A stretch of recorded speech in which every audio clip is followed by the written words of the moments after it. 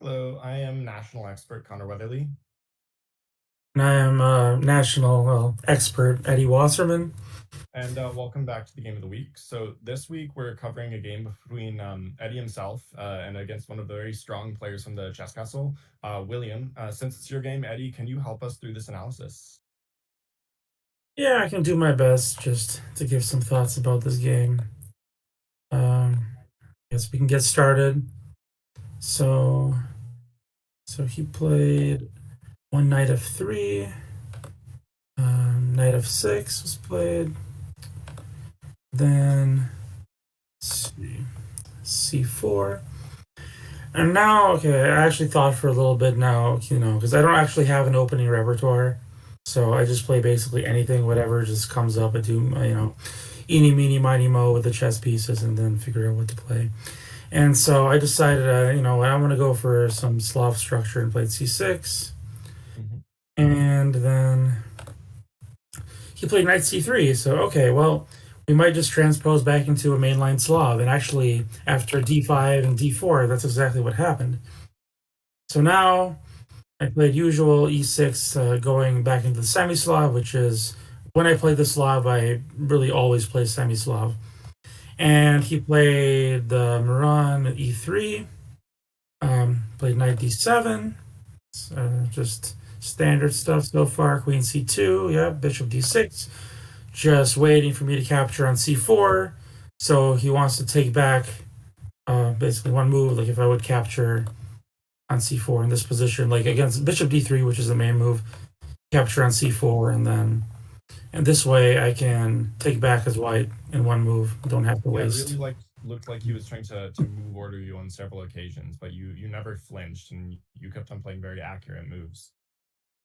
Yeah, well, Queen C2 is also a pseudo mainline as well. So you can also consider this to be a mainline, just delaying this. So, but now I can play Bishop D6, which is okay. I think probably the best move in the position, according to theory so far. And now he played B3, which is one of the ways to play. B3, it's a solid line as well. Either B3 or Bishop B3, Bishop B2. Yeah. After B3, I just castled. And here, William played Bishop to D3, which I always thought was slightly inaccurate by theory. It just lets black equalize kind of easier than you would like. So here, Bishop E2 is a move as well. Bishop E2 doesn't allow that E5, E4 to Yeah, happen. Bishop Like E2 is the main line. Bishop E2, yeah, Bishop B2, Bishop E2 and Bishop B2 with the combination, like because that way then you can put the rook on D1, and the IQP is less of an asset for black than it was in the game because after Bishop to D3, on some of these lines you're also threatening to fork with E4, Hmm. and so here, okay, castles, Bishop to D3. I played E5 right away. So I didn't. So I was thinking for a second maybe to play Rook E8 and then E5, but the problem then, if I play Rook E8 and E5, is I'm letting him castle. So let's say, for example, that I play like Rook E8, just preparing this to have more power behind E5. So then White can castle, and now if I play E5, now takes. If we do the same thing, he has Knight B5, where I can't answer this with Bishop B4 check. Whereas in the game, if so I played e5 in the game immediately. So now what happened was he did take on d5, and I just took back with the pawn. So now if you would play knight b5, which can be annoying, just trying to harass this dark square bishop and maybe go in the dark squares with bishop a3 and land on Right, this is a very d6. nice nuance that I actually missed while doing analysis. Yeah, this bishop check is very critical for Yeah. for And keeping then black e4. initiative. Yeah, and then after the check, bishop d2, like bishop takes, knight takes, and e4. And then black has to be happy. Whereas here, he did not go for that. And now he just took an e5, which I expected. Knight takes e5. Now, so he also thought for a little bit here. before deciding to trade on e5, which I thought was natural. It does put my bishop on a good square. Yep. I thought And there maybe he actually been would. some master games in this very position and the next position as well. And knight e5 is commonly chosen. Yeah, I mean, knight takes c5. What was expected? Yeah, here. And now this is the critical position. After bishop takes e5, if white would just play bishop to b2 here, I mean, I do still like black's position. I think black is comfortable, but it's not much better for black or anything. It's just black has activity, and I mean, white's still equal-ish in this Yeah, position. I black has a think very black nice has, stake in the center, but yeah, the engines evaluate this position as zeros after the move you recommended, bishop to b2. So yeah, this is, just play for both yeah, sides. yeah, it's comfortable, but still, white's not really worse. You do allow, but you do allow black easy equality by playing bishop d3. But however, white in this position played castles before bishop e2, Yes. which, okay, so after castles, the problem is that this knight on c3, it's pretty loose. It doesn't have a lot of defense behind it. I mean, it is defended once, but it's not defended enough because now there's another weakness that you've created by castling. That weakness is called h2, and now after castles, you allow black to play queen c7 and put pressure on both c3 and h2. Oops. Yeah, this is a very good point, and this is a very tricky fork. It's almost forcing the h2 pawn to drop in this particular case. And the engine is actually just reading you up a clean pawn because there's no real compensation for this pawn. Even after bishop b2, which is the engine's top move, it is just a free pawn, and things get very, very scary for white very quickly because this critical pawn just ends up dropping. Right, and over here, I actually didn't take immediately. I thought for a while, which I usually do because I can't manage my time well whatsoever. But I was just always thinking, back, okay, am I missing something? Is there a trick? Or I just was looking over different variations, over and over and over again. So I decided to take an h2 because I didn't really see anything concrete for white. For king h1, now I thought for even longer and I decided, you know what? Why would I go back with a bishop? That's not what I'm here for. I want to have aggression. And I was actually looking at this move that I played for a while, even before I played bishop h2. So here I'm like, okay, for the bishop, he can play f4 or something, and then I have to give up the bishop pair. Um, I just decided that it's not that it's bad to go back with the bishop. I just thought the move that I played, I didn't really see a good refutation. And I also looked at every discovery. So I played the move queen e5. Yeah, and this happens to be the Enden's top recommendation. So your calculation skills were perfect here. And white really only has one play to stay in the game here. And it's very hard to spot. Of course, So, yeah, can you explain your idea and what your thought process was here? So you so did I want to looked at retreat, but what else? different.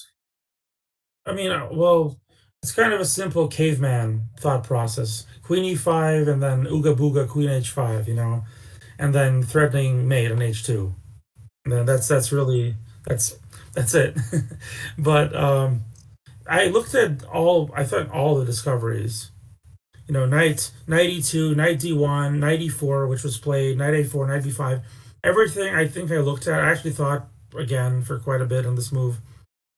Um, I think 94, I did calculate that I think this was working for me just because of a small nuance.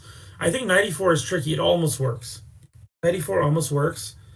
But there is just one small detail here that might have been missed. So he did play 94 here. Yes, 94 was the move played. In this position, if we go back, the only move to stop this critical threat with queen to h5 is to block it by putting a piece on this diagonal, and it turns out bishop to e2 is the only play. And of course, after 94, you play exactly what you said, queen h5. So after queen h5, what I assume was the point was that, okay, white is going to take an f6 with the knight, and I'm forced to take back, otherwise I lose my queen. So we're gonna take here, and what I thought was going to happen here, was what I assume he calculated, was bishop takes h7, and if I move my king to h8, then I get mated on f6. Right. Also, if I take, let's say, like queen takes, then we come here, and then all of a sudden I'm worse. After I lose this pawn, I'm worse. But in this variation, actually, after bishop takes h7, I can just play king g7, and I think Very black's nice completely touch. winning here. And there's no like sacks or anything for perpetual, because any checks, my bishop will just come back and win the queen with mate. Yes, very nice touch. This is Yeah. a very good line to look at, to consider. Because, yes, if this works, white may even be better. Yeah. And I just reassured it after he played knight e4. I just looked at it one more time, like make sure that king g7 works. Otherwise, I'm not doing that well. But I looked at it. It looks like, yeah, everything works here. And yeah, after knight takes f6, which was played, he takes. He decided not to go with bishop h7. I guess he decided king g7 is just really good for black, and instead played bishop to e2. Yes. And now after bishop e2, I just decided to scoot back to h6, avoid any tempo moves, like if I go to h4 or something, avoid like bishop f6 or something like that. And queen h6, it turns out, is the only winning move, if you check with the engine, because all other moves gives you a trick to stay in the game. No. But queen h4, he might have bishop f6 even. Yeah. Yeah, yeah. In queen h6, I don't see any issues with queen h6. You're just threatening to move the bishop with mate. So after queen h6, in this position, there was, I believe, a blunder. Yeah. So in this position, my opponent played the move g4. So g4 just, well, gets mated in 3. Yep. And can you show us that maiden 3 real quick?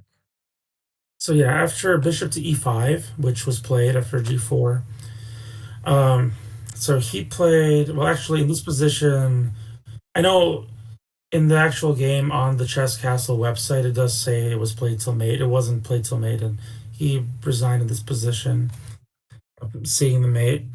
But the mate was after this discovered check, king g2, queen h2, king f3, queen h3 mate. Very nice. Just trapped kind of in the middle of the board, and everything is your pawn, your bishop, and your queen are coordinating so well, just to trap him right there.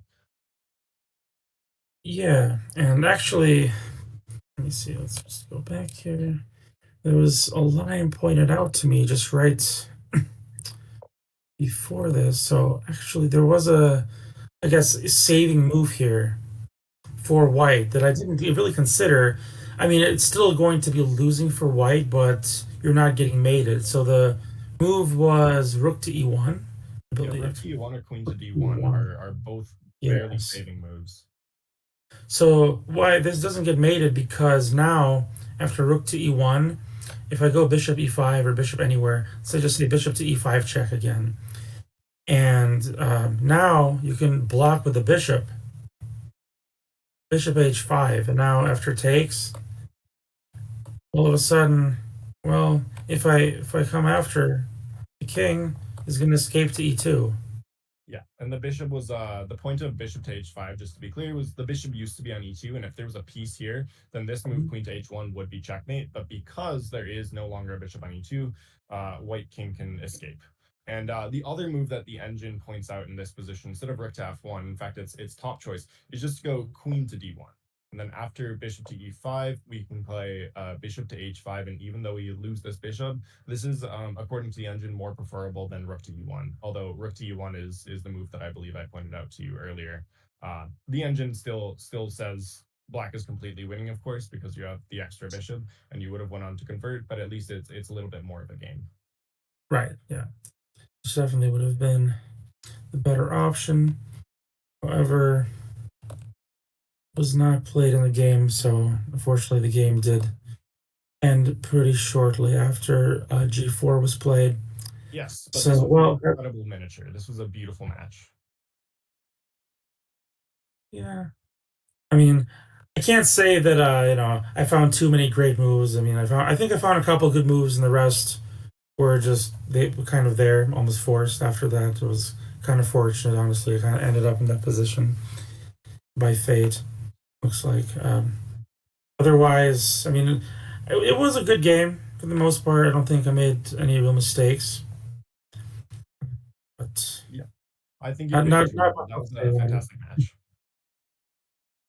All right, thank you so much for doing an analysis of your game. Yeah, this was very insightful, and it was a really nice attack that you were able to pull off against such a strong player. Once again, congratulations on the win, and thank you for your analysis. Yeah, absolutely no problem. I'll be on here again shortly. I'm sure I've already made an appearance once with Dane during the Superior tournament. I'm sure I'll be back here again.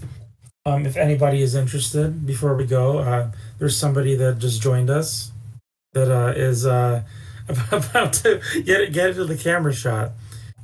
Just everybody watching can say hi to Latte. She's say hi, hi, hi.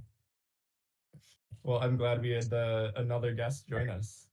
Well, Yeah, thank yeah, you again for the analysis. And yeah, for those watching on YouTube, don't forget to subscribe to the channel and like uh, so that we can hopefully get more people seeing our videos. Thank you. yeah. Thank you, everybody, and have a great night.